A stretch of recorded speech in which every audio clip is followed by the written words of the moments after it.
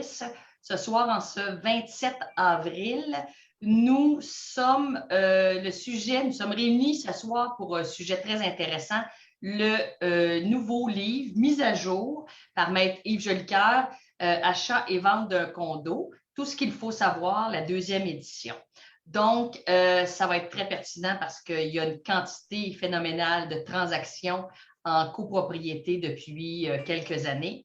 Et on est très heureux de vous permettre de pouvoir poser vos questions.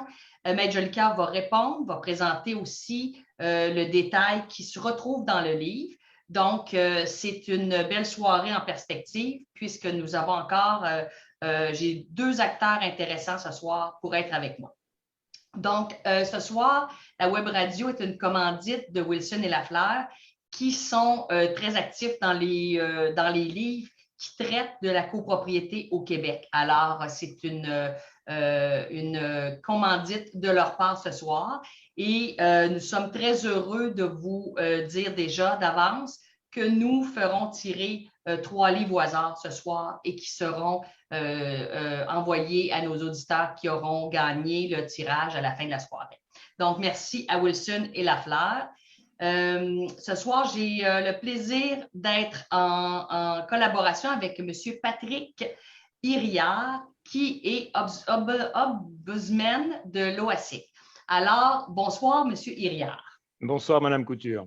J'espère que vous allez bien parce qu'on a plein de choses à jaser ce soir. Ça va me faire énormément plaisir. Parfait. Et Maître Jolicoeur, naturellement. Bonsoir, Maître Jolicoeur, vous allez bien? Très, très bien. Merci, Mme Couture.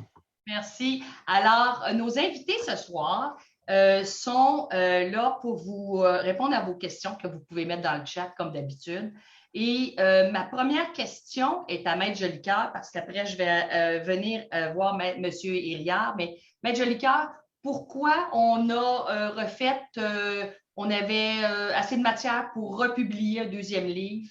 Les choses ont tellement changé puisqu'il était 2014. Qu'est-ce que ça représente comme travail pour refaire une modification sur un livre déjà?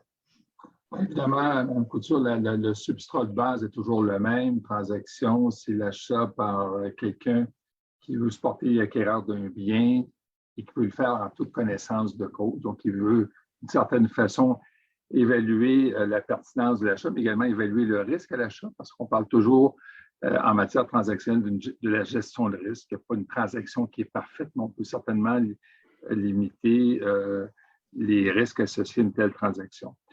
Évidemment, il y a un changement important qui est venu avec la réforme du droit de la propriété, c'est le projet de loi 16. Projet de loi qui a été déposé, comme vous le savez, par la ministre Laforêt.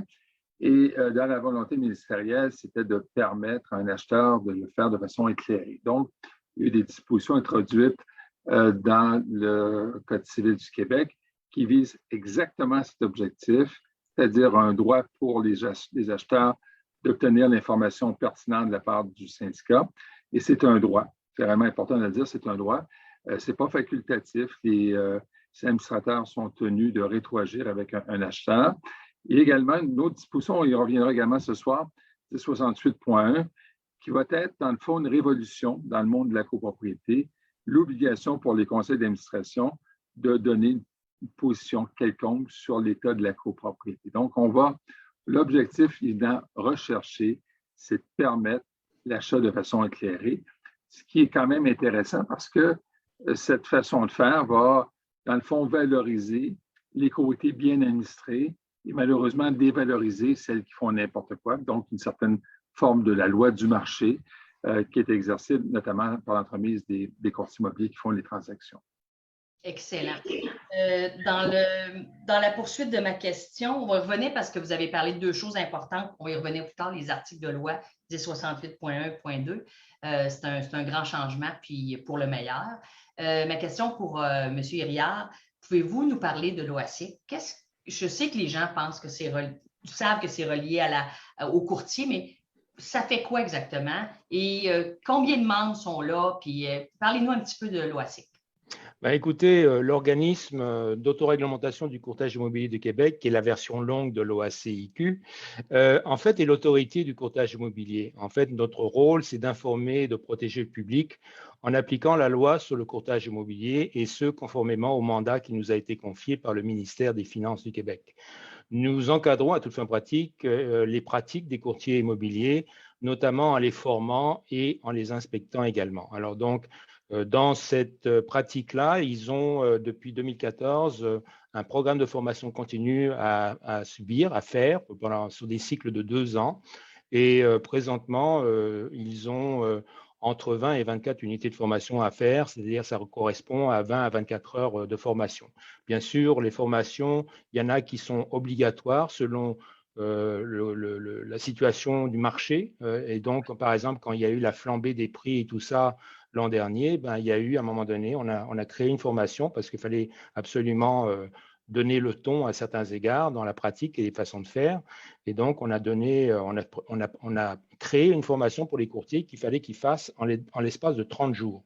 C'est-à-dire qu'ils avaient une formation qu'il fallait qu'ils aillent en ligne, aller la faire, puis ils avaient une bonne heure de formation à suivre qui adressait justement la situation de la surchauffe du marché à ce moment-là, pour leur donner les outils justement pour éviter de se mettre dans de mauvais draps et puis d'être en mesure de bien conseiller leurs clients qui, malheureusement, avec cette situation de marché, avaient tendance à enlever des conditions qui étaient plutôt dangereuses et précaires pour eux.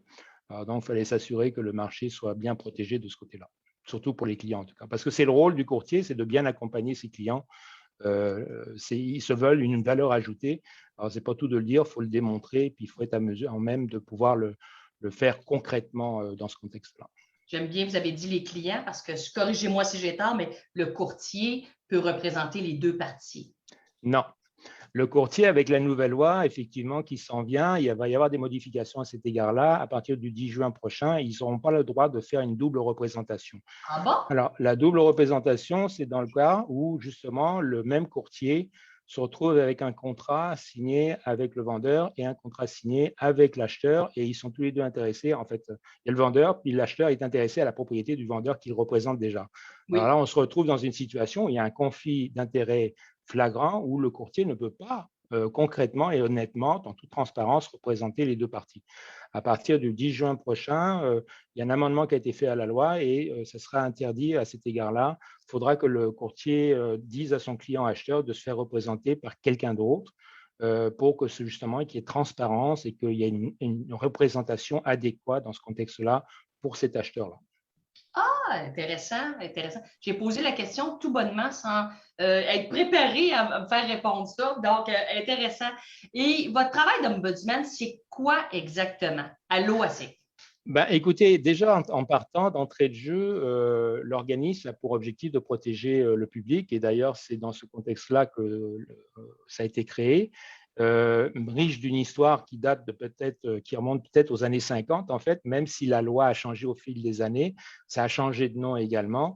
Oui. Mais depuis 2010, on s'appelle l'OACQ, donc l'organisme d'autoréglementation du courtage immobilier, avec la loi de l'époque qui a été mise en place en 2010 et qui a subi quelques modifications en 2018. Et parce que dans le fond, les changements se font à tous les 5 ans s'il y a lieu d'améliorer la situation. Maintenant, l'ombudsman, lui, ben, c'est mon rôle en titre d'indépendant ou neutre dans l'exercice de mes fonctions, que dans le fond, les gens peuvent avoir recours à mes services dans le but de, par exemple, ils ont été déçus du traitement d'un dossier suite à une plainte qu'ils avaient déposée, soit au service assistance, au public, ensuite peut-être ça transite avec le syndic, éventuellement ça peut passer aussi par le fonds d'indemnisation du courtage immobilier. Il y a aussi l'assurance responsabilité qui est existante, qui est le FARCIC, le fonds d'assurance responsabilité. Alors tous ces services, ces multiples services, même la formation également, s'il y avait l'ombre d'un doute que la personne se sent maltraitée ou que les protocoles ou les processus n'ont pas été respectés, ben, ils font appel à moi. Ils peuvent aller directement sur le site, ils cherchent l'ombudsman, ils vont trouver un article qui décrit ce que je fais, ce que je ne fais pas, et ils ont accès aussi à un formulaire où ils peuvent justement le compléter et me le transmettre, faisant une demande d'examen. Alors, bien sûr, la demande d'examen, moi, mon rôle, c'est de m'assurer que le service a bien été rendu, que les processus, les protocoles ont été bien respectés à cet égard-là et que justement, de valider que tout a été fait selon les règles et dans les règles. Alors, des fois, ce qui arrive, c'est que moi, mon rôle, à partir de là, c'est que je peux faire des recommandations pour améliorer la situation. Bien entendu, je n'ai aucun pouvoir décisionnel, donc je ne peux pas renverser une décision du comité de discipline, je ne peux pas renverser une décision de tout autre comité statutaire qui existe à l'OACQ, sauf que je peux faire des recommandations si je constate qu'il y a lieu qu'on pourrait peut-être améliorer les choses. Parfait, c'est très clair. Merci. Je vous reviens avec plusieurs questions tout à l'heure. Je repasse le flambeau à Maître Jolicoeur. Dans le nouveau livre qui est très bien, qui est toujours d'actualité parce que tout le monde peut lire ça. Ça se lit facilement. C'est clair. Un beau livre avec en façade un bâtiment construit par Westcliff, un des Symphonia, donc à l'île des Sœurs. Maître Jolicoeur, quels sont les grands changements? On va passer à travers tantôt, mais sur quoi vous vous êtes le plus arrêté avec tout ce qui se passe dans le marché, effectivement, comme M. Hiriard vient d'expliquer, la flambée des prix qu'on a vécu, etc., etc. Qu'est-ce qui a fait que vous avez modifié des choses, j'imagine, jusqu'à la dernière minute encore, comme tout bon livre qu'on publie? On est dans une dynamique hors du commun en 2022. On est sorti de 2 ans de pandémie, la pire crise sanitaire que de nos générations on a vécu. Mais avec un marché en pleine ébullition. C'est un marché très, très actif. On voit une flambée des prix, on voit une raréfication de l'offre au point de vue transactionnel et également on fait face aussi à un vieillissement du bâtiment, mais également un vieillissement de la population. Donc, tout ça là, mis ensemble, ça nous amène dans une conjoncture hors du commun. On a un marché particulièrement difficile en assurance pour les syndicats de copropriétaires. On a des augmentations de primes d'assurance assez explosives. On a des franchises d'assurance qui gonflent à une vitesse vertigineuse. Donc, on est réellement dans un marché qu'on n'a jamais connu. Je pense qu'on peut dire que c'est du jamais vu dans le monde de la copropriété de voir tant de changements.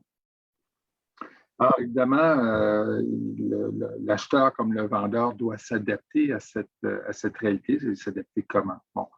Alors, pour un vendeur, lui, c'est de se mettre dans une situation où le reproche ne lui sera pas adressé après la transaction. L'objectif, évidemment, pour un vendeur, c'est de communiquer une information de qualité, mais dans une mesure certaine, parce qu'il faut comprendre que si vous demeurez dans un logement, dans une copropriété de 200 lots, ça va être très difficile pour vous de répondre à des questions qui apparaissent, surtout d'ailleurs dans un des formulaires de l'OACQ à l'itération du vendeur, à des questions qui sont hors de votre contrôle. Bon, notamment, quand est-ce que la toiture a été refaite? Vous n'en avez aucune idée. Peut-être vous avez entendu dire qu'il y a une cotisation spéciale, mais l'information n'est pas de première ligne. Alors, évidemment, avec un bâtiment dont l'âge moyen au Québec est de 30 ans, plus de 30 ans, c'est l'âge moyen de la copropriété québécoise, beaucoup de défis, beaucoup de situations où on va devoir mettre à niveau les bâtiments, beaucoup de cotisations spéciales aussi, parce que qui parlent de travaux, parlent de fonds importants à coups de millions parfois. On fait face également à la sous-capitalisation de fonds de prévoyance. C'est une étude récente d'ailleurs de l'Association des actuaires du Canada qui démontre, encore là, beaucoup d'immeubles sont sous-capitalisés. Donc, sous-capitalisation du fonds de prévoyance, forcément cotisation spéciale. On a également des cas extrêmes qu'on a vécu, qu'on n'avait jamais vécu. Des assureurs qui se sont retirés du risque, purement et simplement. Des immeubles, plus d'assurance. Je ne vous dis pas qu'on en a à tous les jours, mais on en a assez pour en parler ce soir. Donc, toutes ces questions que j'appellerais critiques, qui sont hors de la portée de contrôle du vendeur. Il y a quelqu'un qui doit réguler ça quelque part. C'est qui celui qui va réguler ça? C'est le courtier. Alors, c'est la tête chercheuse. Hein? C'est le missile qu'on va lancer pour aller chercher l'information parce qu'il y a un déficit de savoir chez le vendeur. Bon, où va-t-on trouver l'information? L'information va être entre les mains du syndicat. Mais encore faut-il que le courtier sache ce qu'il doit chercher. Et il ne faut pas se le cacher. C'est une transaction, tant M. Hiriard que moi, nous enseignons au courtier une formation quand même assez costaud. On parle Mme Couture, de 4 jours de formation. 4 jours de formation pour les courtiers. Bien, écoutez, il faut que ces intermédiaires de marché soient à l'affût du plus haut niveau de qualité d'information. Puis il faut que ces intermédiaires de marché-là sachent comment fonctionne le droit de la côté. Il faut qu'ils sachent qu'est-ce qui se passe en termes d'un bâtiment, ce que j'appellerais le volet de la science du bâtiment. Vous savez, on a aujourd'hui des inspections de façade de bâtiment qui doivent se faire à tous les 5 ans. On a des inspections des tours d'eau, on a des inspections de dalles de garage. Je reviens au courtier immobilier.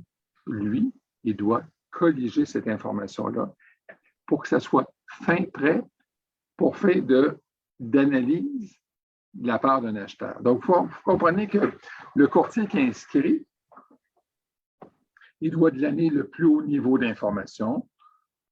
Il y a des formulaires à l'OASIC, notamment, on en parlera, je n'ai rien en parler, mais qui s'appelle le DRCOP. C'est un formulaire que le courtier inscripteur va faire signer à son client qui veut vendre pour qu'il ait l'autorisation d'aller glaner l'information. Bon, voilà. Ça, c'est quelque chose quand même qui existe depuis plusieurs années.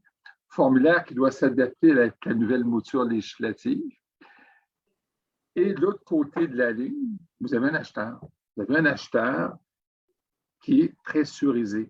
Il ne faut pas se le cacher. Là. La transaction, aujourd'hui, ça ne se fait pas dans des conditions tout à fait saines. Pourquoi l'acheteur est pressurisé?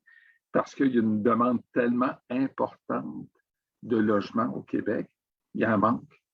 Et là, il y a des offres, des enchères, ainsi de suite. Alors, il faut que le courtier immobilier, d'un côté ou de l'autre, soit le plus professionnel. C'est un peu le message que M. Riard passe ce soir. Il faut que malgré qu'il y ait tempête, on est au milieu de l'océan, 7 heures de tous les côtés, l'eau rentre sur le pont, il y a de l'eau qui rentre dans la cale, et ainsi de suite, puis la transaction va se faire, puis il y a de la pression, puis ça va vite, vite, vite, vite, vite. Beaucoup d'émotions sur les acheteurs qui se sont peut-être fait refuser 2, 3 offres avant. Je le veux, je le veux, je le veux. Il y a quelqu'un qui s'appelle un courtier ou une dame, qui est une femme, un homme, qui doit avoir la sagesse d'amener la transaction au bon port. Dans cette complexité qu'est le monde de la côté. C'est ça la transaction condo. Puis, vous savez, l'ouvrage que j'ai réalisé, d'ailleurs, je voudrais d'ailleurs ce soir souligner de la part de Maître Richard Lecouf, qui était dans le fond celui qui a été dans le fond mon second depuis des années dans la rédaction de ces ouvrages. On l'a adressé, Mme Couture, sous forme de questions-réponses. Merveilleux. On pourra peut-être mettre à l'écran la table des matières, là, mais c'est justement, c'est de passer calmement dans son salon à répondre à des questions aussi simples de dire « Est-ce que je suis faite pour être un copropriétaire? C'est pour moi la copropriété? Est-ce que c'est quelque chose qui est dédié? » Donc, il faut dans un premier temps, pour un acheteur, c'est très philosophique ce que je vais vous dire, Mme Couture, de dire, est-ce que moi, là, est-ce que je suis prêt à partager un immeuble avec d'autres dont je serai propriétaire? Puis quel genre de copropriété? Là, on le voit, il existe du divi, de l'indivi. C'est quoi les contraintes de régime versus un autre? Alors, donc, il y a déjà en amorce un questionnement. Également, quel genre de copropriété vais-je acheter? Vous savez, l'achat dans un centre de villégiature sur le bord d'une piste de ski versus l'achat d'un achat au centre-ville de Montréal, c'est deux mondes, hein? C'est deux réalités. On va parler de destination d'immeubles, on va parler peut-être de restrictions à la location. Peut-être que l'immeuble que je suis en train d'acheter, du Airbnb, là, à Montréal, ce n'est pas possible. Par contre, peut-être qu'à Tremblant, c'est possible. Alors, vous voyez que déjà en partant, on a quelque chose qui doit être regardé. Puis après ça, il y a une déclaration de copropriété. D'ailleurs, on le voit à l'écran ici, cette division d'une déclaration de copropriété. Mais comment là, on me donne un papier, là, un petit de papier, ça a 100 pages. Puis du jour au lendemain, est-ce que le courtier peut dire, mais regardez, M. Jolicoeur, lisez ça, là. Si vous avez des questions, vous me reviendrez.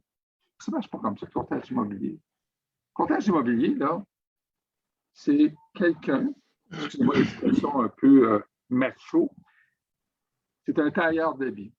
C'est quelqu'un qui a comme client, quelqu'un qui mesure 1,90 m, à qui on ne peut pas vendre un complet pour quelqu'un de 1,35 m. Il ne fonctionnera pas. C'est ça. On ne peut pas dire à cette personne-là que 1,90 m, c'est bon pour 1,35 m. Donc, le courtier, finalement, il doit s'intéresser à son client. Qu'est-ce qu'il veut, mon client? Ah, j'ai un monsieur de 65 ans qui est CPA professionnel, qui n'a pas décidé d'arrêter complètement son activité professionnelle. Il a dit, j'aimerais ça en faire un peu. Ah, bien, c'est bien. Je vais m'acheter un condo, puis je vais recevoir quelquefois, une fois de temps en temps, des clients. Ah, c'est mon rêve. Bon, c'est parfait. Mais la déclaration, est-ce qu'elle permet ça? Peut-être que oui, peut-être que non, on ne sait pas. Donc, le courtier en amont, je reviens à mon tailleur d'habits, il doit connaître les mensurations de son client. Il doit savoir c'est quoi ses attentes, qu'est-ce qu'il va faire. C'est un amateur d'animaux de compagnie. Oui. Il aime ça. Il y a une meute de chiens de chasse. Est-ce que la meute de chiens de chasse au centre-ville de Montréal va fonctionner? Valérie, vous allez me dire, ben non, ça ne marchera pas, une meute de chiens. Mais peut-être que dans une copropriété horizontale, à Tremblant, sa meute de chiens, il peut l'avoir parce que la copropriété, la déclaration de copropriété lui permet. Donc, on a donc des réalités de copropriété horizontales, on en a des verticales, on est dans un régime qui est différent. Donc, c'est une série de questions qui se posent. Et évidemment, aujourd'hui, on est tenté d'aller tout régler. Ce soir, on veut manger une tarte aux pommes. On va aller sur Internet, on va se trouver une tarte aux pommes. Bien, souvent, juste Gabriel l'arrêter, souvent on va se dire, ben, il n'y a pas de souci, je vais trouver ce que je veux sur Internet. J'ai quand même bien acheté un stéréo récemment, qui vont livrer ça avec le camion. Ben, pourquoi pas, je ne serais pas capable de m'acheter moi-même un condo à 500 000 $ sur Internet. Ce soir, je vais m'en acheter un. Ben, l'ouvrage, ici, c'est de ne pas dire que vous n'êtes pas capable de faire votre transaction en direct. C'est de dire, bien, si vous la faites en direct, là, prenez le temps de lire ce qu'il y a là-dedans. Prenez le temps de faire ce réquisitoire de questions pour voir, bien, coudonc, c'est peut-être pour moi. Y a-t-il quelque chose que je devrais savoir? Alors, évidemment, il y en a qui vont dire, mais les courtiers immobiliers ne sont pas tous bons. Bien, prenons pour acquis qu'il y en a qui sont meilleurs que d'autres. Ça, j'en conviens. Mais c'est encore une autre question, un courtier immobilier. Moi, là, je vais voir Mme Couture qui est courtier immobilier pour une bannière X. Je dis, Mme Couture, je vais acheter un condo. Elle dit, Mme Couture, certainement, je vais vous en trouver un. Et Mme Couture, vous avez vendu combien de condos? Pas réellement. Bon, Mme Couture, est-ce que vous connaissez ça? Ben, je ne suis pas sûr que je connais ça. Ben, dans les devoirs déontologiques des courtiers, comme dans tous les devoirs déontologiques de tous les professionnels, qu'ils soient avocats, qu'ils soient médecins, on a toujours un élément en commun dans notre déontologie professionnelle, c'est de refuser des mandats qui sont au-delà de nos compétences. Ben, c'est une chose aussi à vérifier auprès de son courtier. Avez-vous fait une formation taillée sur mesure? Est-ce que vous avez un intérêt? Alors, l'objectif de l'ouvrage, évidemment, c'est de mettre un acheteur un ouvrage entre ses mains pour avoir une approche critique de son achat, puis d'avoir une approche critique vis-à-vis l'intermédiaire de marché, que ce soit un courtier, mais également envers un notaire. Parce qu'en quelque part, dans ce processus-là, ça va finir sur le bureau d'un notaire. Oui. Et le notaire, monsieur, madame le notaire, connaissez-vous ça des condos? En avez-vous déjà fait des transactions? Vous savez qu'il y a quelques années, le Fonds d'assurance de la Chambre des notaires avait émis un bulletin qui disait qu'un des plus hauts niveaux de sinistralité notariale, c'était l'erreur notariale en copropriété. Il y a d'excellents notaires au Québec en copropriété, puis il y en a qui ne devraient jamais toucher à ça. Ils ne connaissent pas ça. Alors, l'ouvrage, c'est justement le parcours du combattant, d'être en mesure vis-à-vis du professionnel qui soit courtier, qui soit notaire, voire même arpenteur géomètre, de poser les bonnes questions, de faire un achat avisé. Parce qu'il reste quand même une chose, pour la majorité des acheteurs, l'achat d'un bien immobilier, c'est le plus gros achat de sa vie. Oui. Puis, pour beaucoup d'acheteurs aujourd'hui, c'est des gens qui achètent à la limite de leur capacité économique. Vous savez, la valeur du foncier, là, ça s'est accru, mais pas à la même rapidité que l'augmentation des salaires au Québec. On n'a pas eu 300 %. Aujourd'hui, un bien immobilier, c'est souvent acheté à la limite, comme on dit si bien, du crédit. Ben oui, c'est bien. Peut-être qu'on est capable de payer le condo avec une hypothèque de 450 000, mais on n'est peut-être pas capable de payer la cotisation spéciale qui va vous tomber sur la tête de 35 000 dans 6 mois. Celle-là, on ne l'avait pas prévue. Le 35 000, c'est la première parce qu'il y en a peut-être 2 autres qui s'en reviennent. Vous savez, moi, j'ai vu des situations d'appel de charge de plus de 100 000 dans des copropriétés. On ne l'a pas prévu. Vous savez, on peut passer d'un beau rêve, d'un beau projet à un drame humain hors du commun. Tout récemment, je recevais au cabinet des gens qui voulaient s'acheter un terrain dans le Nord, un jeune couple. Et je voyais dans ces jeunes un moment de plaisir. Ils venaient consulter un avocat en amont de la transaction. Ils voyaient, ils voulaient le faire. Mais ils ont juste eu la sagesse de venir consulter. C'était quelque chose d'un peu compliqué. Ben, il faut sortir du volet émotif de la transaction et tellement émotif aujourd'hui à cause de la pression qui sont faites sur les acheteurs, essayer de rationaliser l'achat et l'objectif de l'ouvrage, c'est un peu ça. Mais certainement, ce que je comprends dans votre présentation, oui, mais ça ne nous empêche pas de lire ça avant de commencer le marché. Je veux dire, votre livre, Maître Jolicoeur, sérieusement, il pourrait se lire en une soirée facilement. OK? Avec un bon café ou un bon verre de vin, là, on peut passer au travers. Le verre de vin, on peut en échapper quelque part. Ça peut virer mal à telle page. Mais blague à part, c'est quelque chose que les gens devraient, et aussi avant de mettre leur condo sur le marché. Moi, je pense aussi, c'est comme j'ai toujours dit dans mon domaine à moi, la gestion, les gestionnaires, les conseils d'administration, c'est un fit aussi. Le courtier, il faut qu'on se sente bien avec le courtier auquel on va donner justement notre plus gros actif à vendre. On veut faire confiance, on veut qu'il sache bien nous représenter puis bien vendre notre produit. Vendre dans le sens de bien le connaître.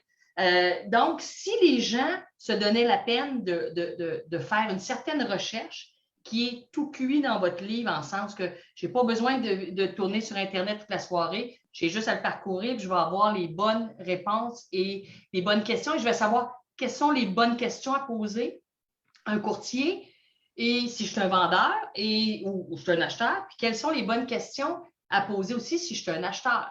Parce que effectivement, vous l'avez dit, il y a beaucoup de choses qu'actuellement, les gens qui achètent ne sont pas au courant dans les copropriétés. Alors, c'est sûr qu'on va passer à travers tantôt plus spécifiquement dans la table des matières. Ma prochaine question est pour M. Iriart. Si je vous parle du DRCOP, parce que c'est quand même quelque chose d'important, c'est pas rare qu'on voit cette demande-là arriver quasiment en même temps que le notaire. On reçoit les 2 formulaires en même temps. Donc, est-ce que je devrais être apeurée de ça? La collecte d'informations se fait en même temps que quand on passe chez le notaire. Parlez de ça parce que je suis sûre que beaucoup de copropriétaires ne connaissent pas qu'il y a un formulaire obligatoire et qui, quand même, on l'a dit tantôt, il pourrait être bonifié, mais quand même assez solide actuellement dans le marché. Là. Il pourra grandir, mais il y a des bonnes questions qui sont déjà là. En fait, si on parle de formulaires comme tel, il y a effectivement des formulaires qui sont obligatoires, tels que le contrat de courtage copropriété divise ou copropriété par indivision.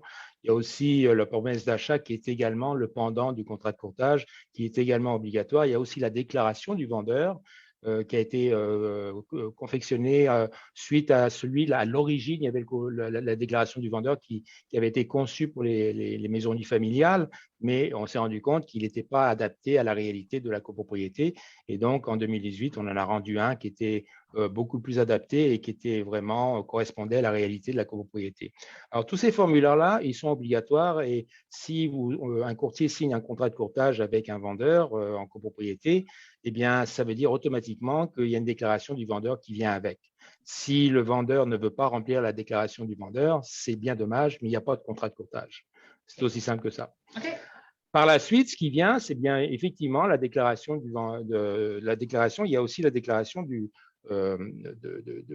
syndicat, c'est-à-dire le fameux DRCOP, qui est une demande d'information auprès du syndicat, qui a pour objectif de mettre un petit peu plus de la lumière sur justement la gestion d'une certaine façon. Il y a plein de questions dans ce formulaire-là qui vient venir rassurer un acheteur potentiel en parcourant ces éléments-là. Bien souvent, lorsqu'on le remplit en amont, c'est-à-dire on fait une vérification diligente dès le départ qu'on fait le contrat de courtage, c'est dans le but de pouvoir donner des bonnes informations par la suite sur la fiche descriptive. C'est très important d'avoir ces informations-là. Ou alors, si on n'arrive pas à obtenir tout ce qu'il faut en termes d'informations, eh ben, on se retrouve avec une promesse d'achat conditionnelle à obtenir justement toutes ces informations-là. Alors, si c'est fait d'avance, et que le courtier, avec son vendeur, est capable de préparer un genre de petit fascicule où on a toutes ces informations-là, ça comprend toutes les questions financières, les états financiers, les procès-verbaux des 3 ou peut-être un maximum 5 années en amont, autant les assemblées générales que ceux des conseils d'administration, à savoir est-ce qu'il y a seulement un conseil d'administration ou est-ce qu'on est en face à une copropriété par phase, et peut-être qu'on se retrouve avec 2 syndicats peut-être, et donc 2 déclarations, et donc un double de tout. Alors, toutes ces questions-là, il faut les poser, ces questions-là.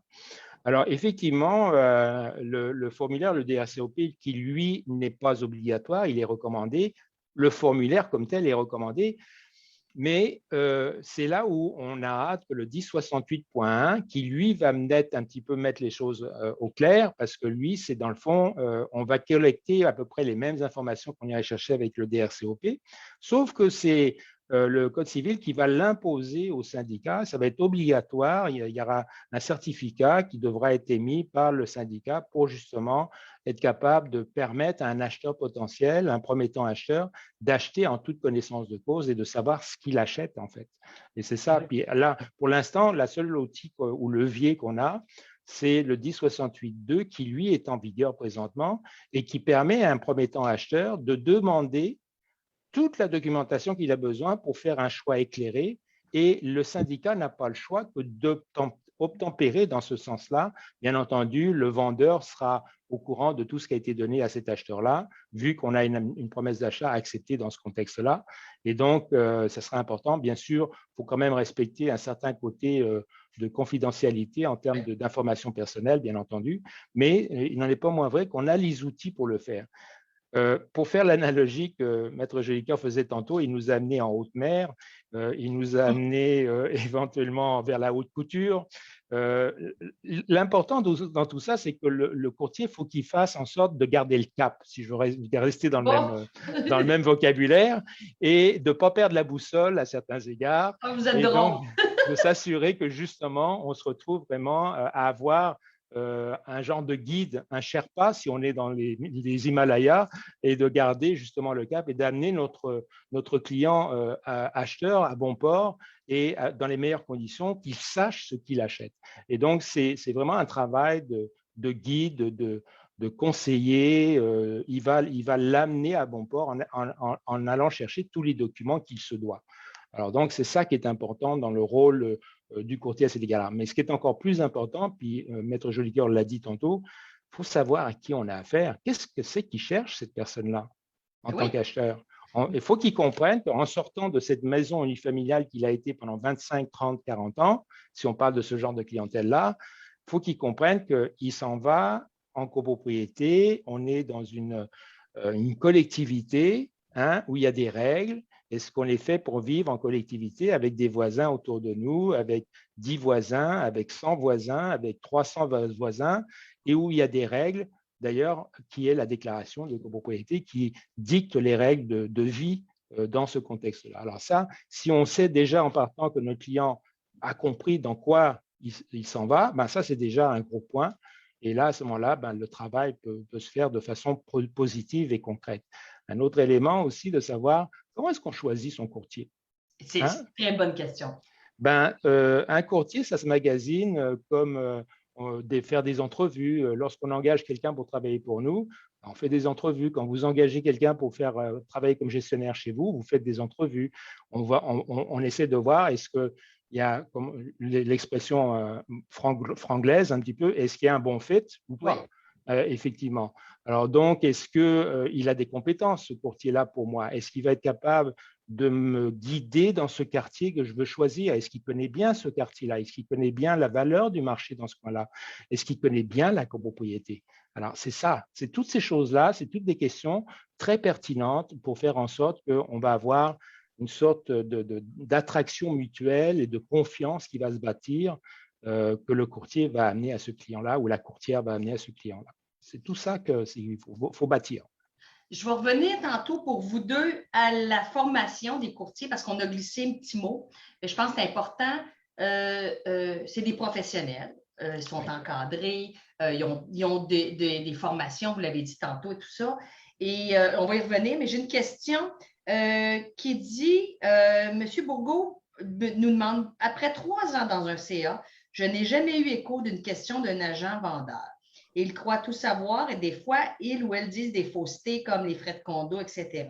Est-ce vraiment réglementé? Je sais que c'est une question un peu, mais des fois, on peut avoir l'impression qu'il y en a qui sont un petit peu moins diligents. Peut-être que je crois qu'ils ont moins d'expérience en copropriété. Ça ne fait pas d'eux autres des mauvais vendeurs, quoi que ce soit, mais on le dit, vendre un condo en copropriété, c'est comme vendre du commercial en bâtiment. Il y a des permis, tu sais, je veux dire, c'est complètement un autre game, un autre monde. Ben, tout à fait, moi et puis Guy, Maître Jolicoeur pourra renchérir s'il veut, mais effectivement, vous savez, dans tout métier, il y en a des bons, il y en a des moins bons. Oui.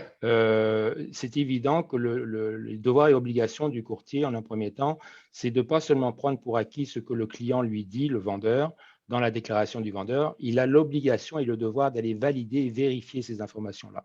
Alors donc, avant de créer sa fiche descriptive et de s'amuser à dire n'importe quoi, il a une responsabilité de validation. Ça fait partie de son code de déontologie. Alors, s'il ne le fait pas correctement, ben, ça peut lui retomber sur le nez éventuellement. Parce qu'effectivement, il y a un comité de discipline qui existe, il y a un syndic, il y a aussi une assurance responsabilité qui est en place, bien entendu, mais il y a des règles à suivre. Et ce n'est pas du n'importe quoi, ce n'est pas du n'importe comment, sauf qu'éventuellement, s'il y a vraiment faute, ben, faut quand même le dénoncer. Il faut le dénoncer. Et éventuellement, il faut quand même ne pas s'abandonner totalement au courtier. Il faut quand même avoir un minimum de réflexion sur la chose et d'oser poser les questions. Oui. Et de dire, ben, peux-tu me valider telle et telle chose avant d'aller plus loin? Puis ça, c'est normal, c'est tout à fait normal. C'est louable. Je veux dire, absolument. C'est très gros comme transaction, je veux dire. Oui. Il y a du travail, on paye une commission comme vendeur à notre courtier à laquelle on veut avoir confiance, donc c'est important. Et puis, je rajouterais quelque chose, et puis parce que je sais qu'on va en parler tout à l'heure, mais les formations que Maître Jolicoeur a créées de 4 jours qu'on donne aux courtiers, et puis je l'expérimente moi-même avec les courtiers anglophones, on constate qu'ils apprennent parce qu'ils sont comme les grands yeux ouverts, puis ils sont très attentifs à ce qu'on leur dit, et on constate qu'effectivement, ils apprennent. Et ils sont contents d'apprendre parce qu'ils réalisent qu'ils vont être une valeur ajoutée dans l'exercice. Bien, je me mets à la place d'un courtier qui a vendu quelques unités de condo et qui vient faire la formation après, il tombe à la renverse. On se comprend, il apprend énormément de choses parce qu'on pense tout qu'un condo, c'est une maison dans un immeuble, puis c'est aussi simple que ça. Et ce n'est pas le cas du tout. Puis ça m'amène à la prochaine question sur le chat de Mme Terrien. Maître Jolicoeur, pour un condo neuf, on reçoit souvent la déclaration chez le notaire. Donc, on a acheté, on n'est pas vraiment au courant. On peut bien dire que tout le monde est considéré avoir lu la déclaration, mais s'il ne l'a pas eu avant, il ne sait pas. Et la dame dit alors que j'ai vu des copropriétaires obligés de se débarrasser d'un chien car c'est interdit. Les gens n'ont pas le document en main pour un achat qui est Puis, le squelette de vie, c'est la déclaration de copropriété. C'est ce qui va dicter les travaux à faire, qui va payer quand, comment, etc. Qu'est-ce qu'on répond à ça? C'est sûr que c'est compliqué quand on achète un nouveau bâtiment. En partant, là, on parle souvent des cas malheureux et on passe sous silence les cas qui sont heureux. Parce qu'il ne faut pas se cacher. Il y en a. 80-20. Quand on n'entend pas parler de quelque chose, c'est que ça s'est bien passé. Quand on va au restaurant, les gens sortent avec un sourire, c'est qu'on a passé une belle soirée. Ou il était avec nous. C'est ça. Mais quand on a un commentaire sur un site Internet en disant que les serviettes n'étaient pas très propres, que le plat était froid, on va surtout parler de ça. Alors, on a souvent tendance à aller focusser sur les choses qui fonctionnent pas. Maintenant, il faut être conscient d'une chose, c'est que il y a et ça, je pense qu'on en convient tous, il y en a qui ne devraient pas faire de la copropriété, qui ne devraient pas toucher au dossier de copropriété parce que c'est totalement inacceptable qu'un acheteur reçoive la déclaration de copropriété chez le notaire. Alors, une chose qu'il ne faut quand même pas oublier, il y a la transaction dans le neuf, on en parle d'ailleurs dans l'ouvrage Mme Couture de la transaction qui se fait, ce qu'on appelle la vente sur plan, et la transaction qui est celle qui se fait par le copropriétaire de deuxième ou troisième génération à un acquéreur. Dans le neuf, la loi dit, c'est très clair, que le promettant, le acheteur, doit recevoir avec le contrat préliminaire une copie sous forme d'ébauche de la déclaration de copropriété. Bon, c'est peut-être pas un document parfait, mais normalement, l'ébauche de la déclaration de copropriété devrait lui donner assez de substrat pour dire s'il va de l'avant ou pas. Parce que, vous savez, l'objectif de tout ça, c'est toujours d'avoir un consentement éclairé. C'est quoi l'objectif d'une transaction? Oui, c'est faire l'achat d'un bien, mais je gère mon risque et je le fais de façon la plus éclairée possible. Lorsqu'on parle d'une transaction immobilière dans l'existant, bien, c'est sûr que on ne peut pas recevoir une copie de la déclaration de copropriété la journée de la transaction parce qu'il y a quelque chose qui a dérapé. Écoutez, c'est comme vos chances de gagner là-dedans sont aussi bonnes que le billet de 6,49. Donc, on s'entend qu'il n'y a aucune gestion de risque. Puis, tu sais, je reviens un peu au propos de Mme Laforêt dans son projet de loi. Je me souviens très bien de ses propos. L'objectif au Québec, dans ces 400 000 unités de condos qui existent au Québec, c'est que les transactions qui sont assez nombreuses aujourd'hui, bien, que les gens puissent apprécier le risque. S'ils ne peuvent pas apprécier le risque, qu'est-ce que ça donne comme conséquence? C'est de donner une mauvaise réputation à la copropriété. C'est de dire, ah, j'ai fait un achat, je me suis fait, dans le fond, flouer, j'ai été obligé de revendre l'unité parce que je ne suis pas capable de suivre, alors que l'objectif d'une transaction heureuse, c'est de dire, mon Dieu, quel bel achat que j'ai fait. Oui, c'est peut-être un peu cher, j'en conviens, mais je suis dans la copropriété du bien-vivre, sur la rue du Paradis, au 7e ciel. Au lieu de la copropriété de l'enfer, je brûle dans mon condo. Alors, c'est un peu, dans le fond, le rôle transactionnel. Puis, il y a une chose aussi qu'il ne faut pas perdre de vue. Même si les courtiers immobiliers ne sont pas des professionnels au sens du Code des professions, toute la loi sur le courtage immobilier, sans dire que c'est une copie d'une ordre professionnelle, c'est juste que ce n'est pas le même régulateur, qu'on se comprenne bien, c'est le même esprit, la même déontologie professionnelle, la même notion du bien et du mal qui est sanctionnée par un code de déontologie, parce qu'on tombe toujours un peu dans le bien et du mal. Il ne faut pas se le cacher. Le courtier immobilier qui fait un travail avec un aveuglement volontaire est aussi dangereux que le chirurgien qui opère les deux yeux fermés. Là. On est dans le même scénario. Là. Sauf que la différence, il y en a un qui va rester sur la table d'opération et l'autre va peut-être faire une mauvaise transaction. Peut-être les conséquences sur le physique vont être moindres, mais il reste quand même que ça a tout l'apanage d'une transaction professionnelle et le courtier immobilier, et j'enseigne depuis de nombreuses années au courtier immobilier, c'est des gens et des femmes, ce sont des femmes et des hommes qui veulent le bien. C'est globalement, quand on le regarde, là, on est. Et c'est triste aujourd'hui. Puis je vois souvent de la publicité à la télévision sur des transactions en direct où on ne focus que sur le montant. J'ai sauvé tant de commissions. Ben oui, mais j'ai sauvé tant de commissions, mais je n'ai aucun appui. Puis ce qu'on oublie de dire dans ces publicités-là, c'est que si je passe par-dessus les étapes, bien, vous allez peut-être vous abonner à un bureau d'avocat. bon, vous allez peut-être vous faire poursuivre en justice. Alors, l'économie n'en valait pas la chandelle. Parce qu'il y a ça aussi, la notion de déclaration du vendeur. Si le vendeur cache des choses, puis on a rédigé tout récemment une fiche pratique, révisé une fiche pratique sur le vice caché en matière de courrier, une fiche pratique sur le site Condo Légal, qui justement expose le risque associé à la transaction immobilière lorsqu'elle ne se fait pas en toute connaissance de cause. Évidemment, c'est toute la question de découvrir après l'achat quelque chose qui n'était pas adéquatement représenté. Alors, évidemment, ici, on va parler des conditions essentielles de la mise en œuvre de la garantie légale, mais on va surtout parler de deux choses très importantes. La conduite de l'acheteur.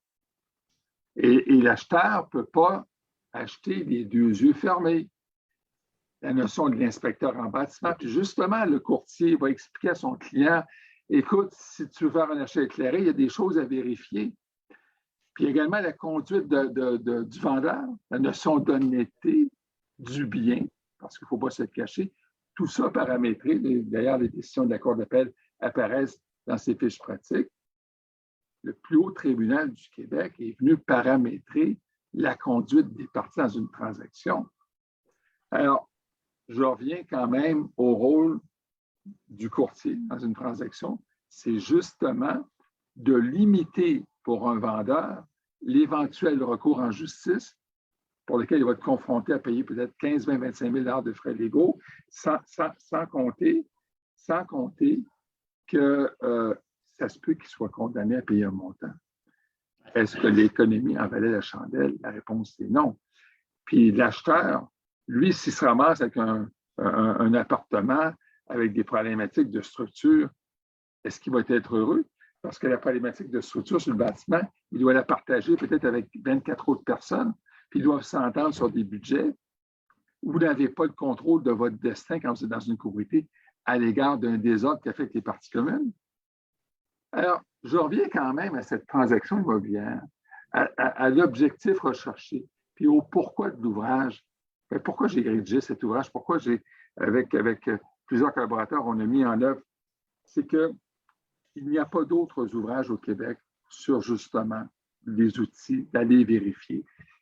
Quoique, je veux quand même souligner un geste quand même important qui a été posé récemment par l'OASIC et la GCR, la Garantie résidentielle de construction, et le RGCQ. On a mis sur pied, et j'en étais un des participants, on a mis sur pied un guide qui s'appelle « Mon futur condo », que vous allez d'ailleurs retrouver sur le site de l'OASIC. Alors, ce guide-là, c'est justement de façon plus, comme disent les Français, plus light, les éléments à considérer dans un achat pour justement permettre, dans le fond, une information de qualité.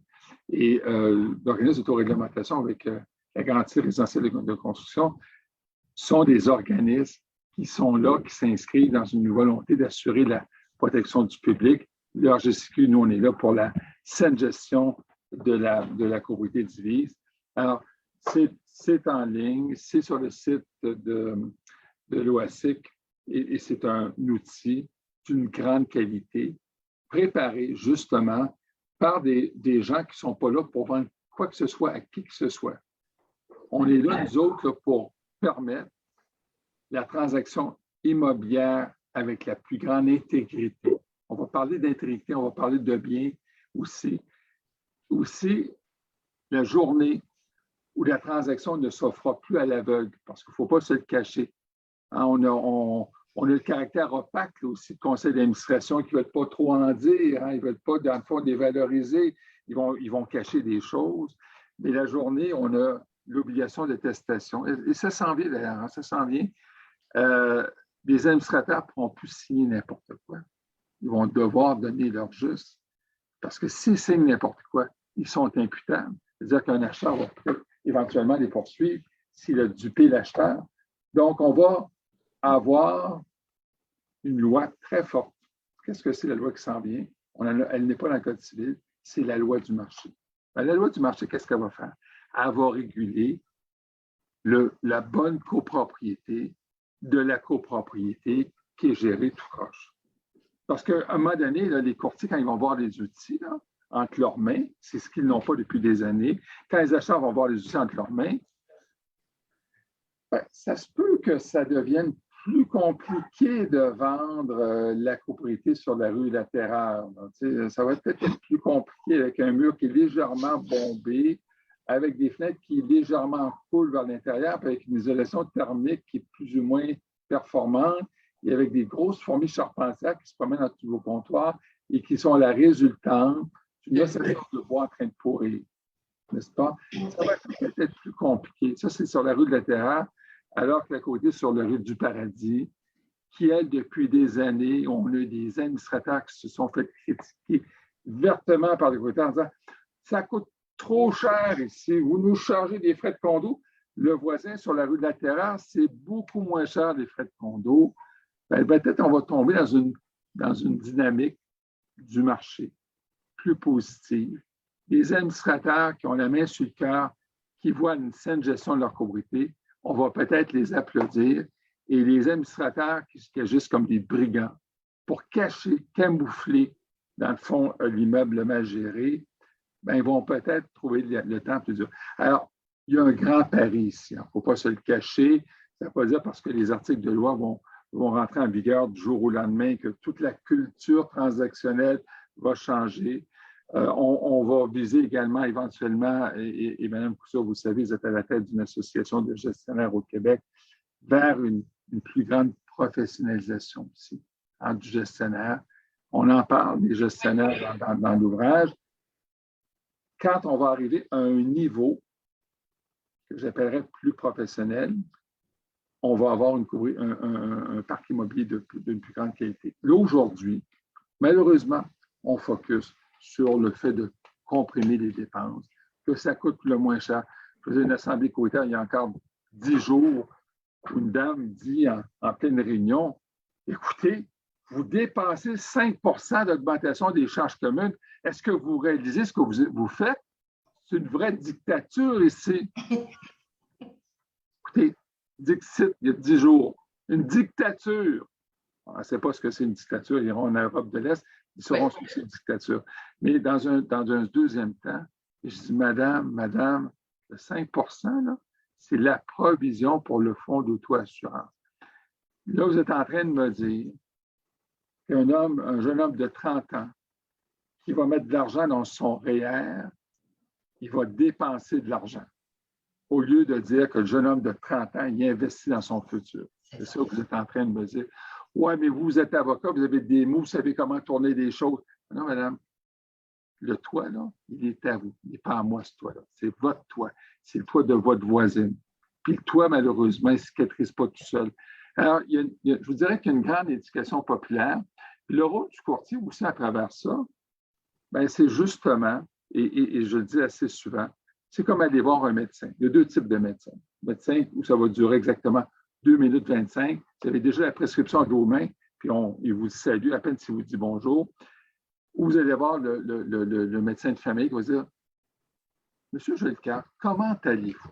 Avez-vous passé une bonne année? Hein? Je pense que vous prenez un peu trop de vin, il me semble, dans votre consommation. » Puis, qui va s'intéresser à vous. Bien, dans des courtiers, moi, j'en connais des femmes puis des hommes, là, ça a la main sur le cœur. Puis, ils ont à cœur leurs clients, puis ils sont fiers de faire une bonne transaction, qui me disent des fois, M. Jolicoeur, vous savez, j'ai des collègues qui sont moins la main sur le cœur. Et généralement, ces courtiers, à travers les années, c'est eux autres qui vont avoir une excellente réputation, qui vont être recherchés. Bien, l'ouvrage, justement, que j'ai réalisé, c'était justement pour mettre en perspective les éléments à considérer dans la transaction pour qu'on ait un véritable guide. Puis, ce qui a été fait par l'OASIC GCR également, bien, au moins, c'est l'amorce. Peut-être que ce n'est pas tout le monde qui va se payer un ouvrage à 24,95, mais au moins, on a un gratuit. Peut-être que ça va les amener, d'ailleurs, il est annoncé dans ce fascicule-là, peut-être les amener à monter 2-3 marges de plus, puis d'aller peut-être à un niveau de savoir. Puis on a également, sur le site Condo Légal, réellement mis beaucoup d'énergie à vulgariser, à expliquer le rôle. Et moi, j'espère que cet effort-là va porteur pour les prochaines générations d'avoir quelque chose qui soit bien structuré, sa transaction complète. Bien, vous savez que de plus en plus que les choses s'organisent mieux dans le sens des lois. Vous le savez, la copropriété à 50 ans au Québec, c'est jeune.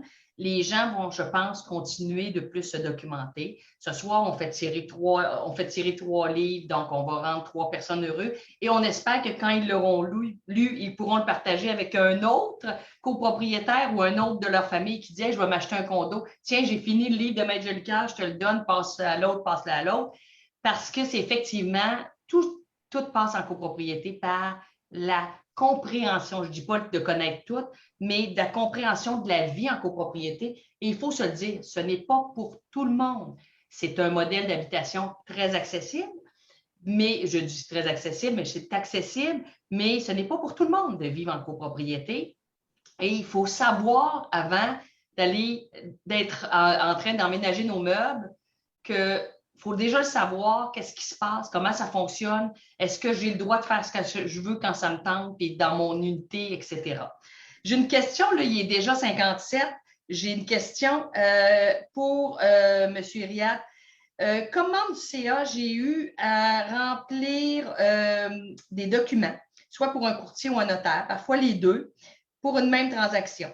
Ne devrions-nous pas avoir un formulaire pour les deux? J'avoue que la question est intéressante parce que c'est sûr que c'est un peu les mêmes questions qui reviennent, pour ne pas dire presque les mêmes questions. Et moi, j'ai toujours peur quand je reçois un questionnaire de notaire puis qu'il y a 4 questions. Je fais comme « wow ».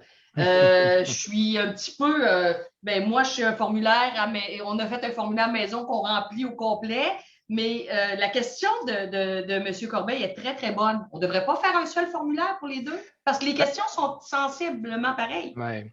Éventuellement, 1068.1 va peut-être régler une fois pour toutes ce problème-là, parce que dans le fond, ce fameux certificat qui devra être émis par le syndicat va rejoindre toutes ces questions-là à toute fin pratique. Alors donc, en attendant, il y a le DRCOP que les courtiers utilisent. Et bien sûr, on va me poser la question, oui, mais si je n'ai pas de courtier, effectivement, il y aura d'autres formulaires qu'il faudra peut-être envisager. Parce que le DRCOP est un formulaire de l'organisme et donc qui est utilisé par les courtiers eux-mêmes. Mais si on arrive à, et je ne veux pas utiliser le mot éduquer les gens, mais de faire en sorte qu'ils apprennent de lire des livres de Maître Jolicoeur, de livres tout recueil qui, dans le fond, a pour objectif d'améliorer les connaissances et les compétences des gens, c'est ça le but. Sur le site du RGCQ, il y a plusieurs modèles de formulaires ou de choses qu'on peut utiliser qui aident les gens justement. Alors pour ceux qui sont membres du RGCQ, ils ont accès à ces choses-là. Puis entre autres, tous les formulaires de l'OACQ sont là en fait pour au moins s'en inspirer ou en prendre connaissance, ne pas être surpris quand ils arrivent pour les avoir vus au moins une fois dans sa vie. Au moins, surtout lorsqu'on vit en copropriété, on peut être inspiré de ces choses-là. Mais c'est sûr que pour l'instant, c'est peut-être pas la formule idéale, mais la formule idéale qui va arriver, c'est par le biais de 1068.1. Et je pense que Yves Jolicoeur est d'accord là-dessus. Peut-être pour réagir sur ce que M. Riard dit, il faut également savoir que dans la ligne de temps, le DRCOP est généralement rempli au moment de l'inscription.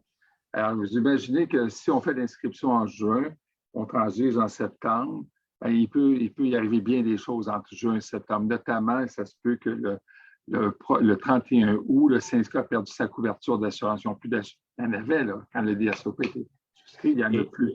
Et ça se peut qu'il y ait une cotisation spéciale parce qu'il y a un bout du parement de mur qui a commencé à chanceler, qui n'était pas annoncé. Donc, il faut comprendre que c'est évolutif, ce n'est pas statique. C'est sûr que les gens disent « ouais, mais je l'ai déjà rempli ». Oui, mais il y a peut-être une raison pour laquelle il faut peut-être le remplir. Cette transaction a lieu quelques semaines après, c'est une chose, mais ça a lieu quelques mois après. C'est autre chose. C'est autre chose.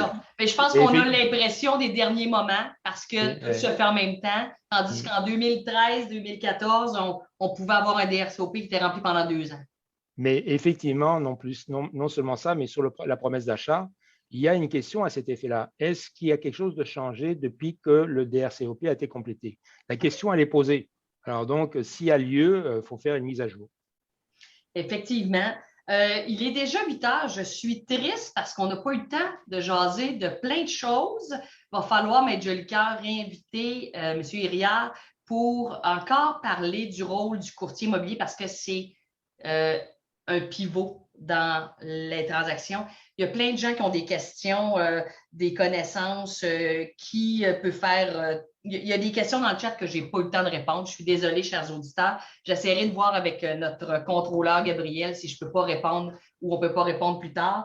Mais ça a été très intense. On a manqué de temps encore une fois, mais on vous suggère les thèmes principaux, les explications complètes de tout ce qui est des discussions de ce soir. Vous allez retrouver ça dans le nouveau livre de Maître Yves Jolicoeur, qui a pris le temps de rédiger une deuxième édition qui est mise à jour avec tous les changements législatifs et du marché.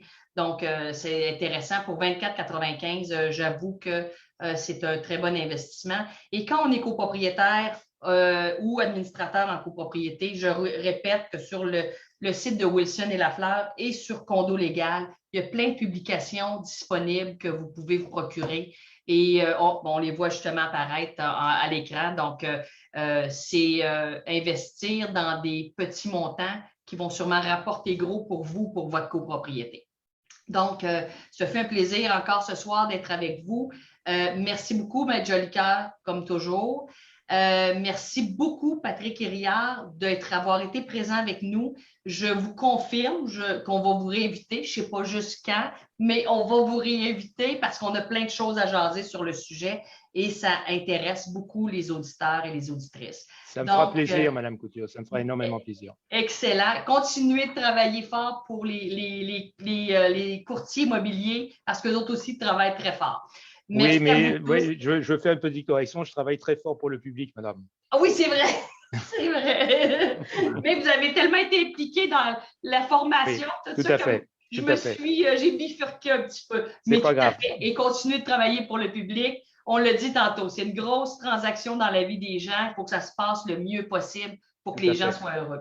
Donc, c'était une commandite de Wilson et Lafleur ce soir. Encore merci. On vous revient le 11 mai. On ne peut pas vous confirmer le sujet encore parce qu'on travaille sur des choses ensemble pour arriver. Donc, les 2 prochaines radios vont être le 11 et le 25, si je ne m'abuse, en mai. Et on vous reviendra sur les médias sociaux pour vous aviser du contenu de ça. Donc, merci à vous tous. Merci, chers collaborateurs. Bonne soirée. Bonne soirée. Merci. C'est un plaisir. Au revoir.